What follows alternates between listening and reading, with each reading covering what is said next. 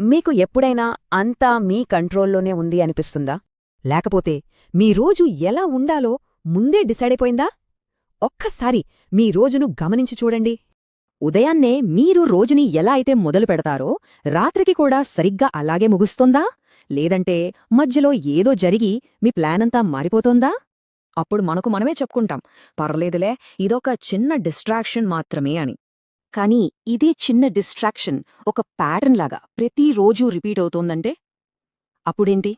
ఇక్కడ మిమ్మల్ని మీరే ఒక ఇబ్బందికరమైన ప్రశ్న వేసుకోవాలి. అసలు మీరా టైంని ఖర్చు చేస్తున్నారా?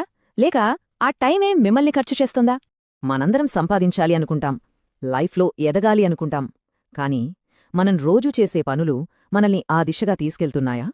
లేక మనకు తెలియకుండానే ఏదో ఒక అదృశ్య శక్తి మనల్ని నెమ్మదిగా వెనక్కి లాగేస్తుందా? ఎందుకంటే నష్టమనేది ఎప్పుడూ ఒకసారే పెద్దగా కనిపించదు. చాలాసార్లు అది మనకు తెలియకుండానే చాలా సైలెంట్గా జరిగిపోతోంది. మరి ఆ లెక్కన మీరు ఇప్పటికే నష్టపోతున్నారా? దీని గురించి పూర్తిగా తెలుసుకోవాలంటే మా ఫుల్ వీడియోని తప్పకుండా చూడండి.